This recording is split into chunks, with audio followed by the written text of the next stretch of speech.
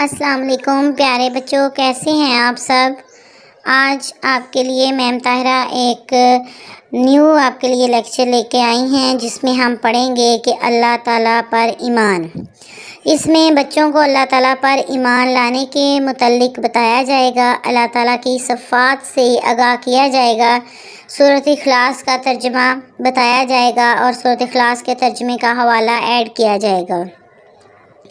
پیارے بچوں، اللہ تعالیٰ پر ایمان لانے کا مطلب ہے کہ سچے دل کے ساتھ اور بے شک اللہ ایک ہے آپ جانتے ہیں، تو اللہ تعالیٰ پر ایمان لانے کا مطلب ہے سچے دل کے ساتھ اور بغیر شک کے صرف اللہ تعالیٰ کو اپنا رب اور معبود تسلیم کیا جائے۔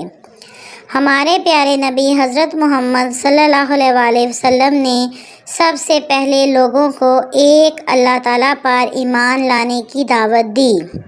اگر ہم غور کریں تو معلوم ہوتا ہے کہ اس کائنات میں ہمارے روزمرہ استعمال کی چیزیں خود بخود نہیں بنی، بلکہ انہیں کسی نے بنایا ہے، جیسے وہ مکان جن میں ہم رہتے ہیں یا سڑکیں جن پر ہم سفر کرتے ہیں وہ کسی انسان نے بنائی ہیں۔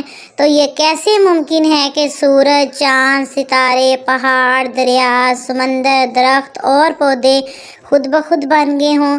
کیا آپ کو ایسا لگتا ہے کہ اگر ایک دنیا میں رہنے والی جو چیزیں ہیں، جیسا کہ مکان ہیں جس میں ہم رہتے ہیں یا سڑکیں ہیں جن پر ہم سفر کرتے ہیں، کیا وہ خود بخود بنی؟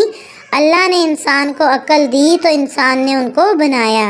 تو کیا سورج، چاند، ستارے اپنے آپ وجود میں آ سکتے ہیں؟ نہیں بچوں، اللہ تعالیٰ ہی ان کو وجود میں لانے والا ہے۔ یقیناً وہی ہمارا رب یعنی اللہ تعالیٰ ہے جو ہر چیز کا خالق اور مالک ہے۔ قرآن پاک میں ارشاد ہے، اللہ تعالیٰ ہر چیز کا پیدا کرنے والا ہے۔ اللہ تعالیٰ ایک اور واحد لا شریک ہے، نہ اس کا کوئی باپ ہے، نہ اس کی کوئی اولاد ہے، نہ کوئی اس کا ہمسر ہے، نہ کوئی اس کی برابری کر سکتا ہے، بس وہ ایک ہی ہے۔ اللہ تعالیٰ نے سب کو پیدا کیا، وہی سب کا رازق ہے، سب اس کے محتاج ہیں، وہی سب کو دینے والا اور سب کی حاجتیں پوری کرنے والا ہے۔ ہمیں چاہیے کہ ہم اپنے رب کی عبادت کریں، اسی سے مانگیں، اس کے آگے جھک جائیں۔ اللہ تعالیٰ نے سورۃ اخلاص میں یہی بات بیان فرمائی ہے، جس کا ترجمہ ہے، آپ کہہ دیجئے کہ اللہ ایک ہے، اللہ بڑا بے نیاز ہے، نہ اس کی کوئی اولاد ہے، نہ وہ کسی کی اولاد ہے، کوئی اس کی ہمسری کرنے والا نہیں ہے، یعنی کہ کوئی اس کا ہمسر نہیں ہے۔ تو پیارے بچوں، اللہ تعالیٰ پر ایمان لانے کا کیا مطلب ہے کہ سچے دل کے ساتھ اور بغیر شک کے صرف اللہ تعالیٰ کو اپنا رب اور معبود تسلیم کیا جائے۔ جب آپ اس پورے لیکچر کو سنیں تو آپ نے اپنے آپ سے کوشچن کر کے ان کے آنسر تلاش کرنے کی کوشش کرنی ہے۔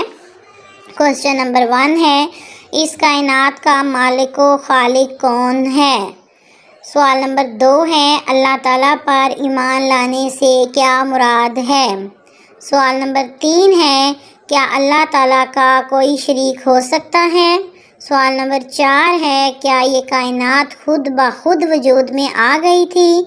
سوال نمبر 5 ہے، ہمارے نبی کریم صلی اللہ علیہ وآلہ وسلم نے لوگوں کو سب سے پہلے کس چیز کی دعوت دی؟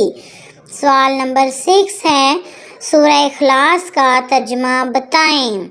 کوشچن نمبر 7 بنے گا، سورہ اخلاص میں اللہ تعالیٰ کی جو صفات بیان کی گئی ہیں وہ سنائیں۔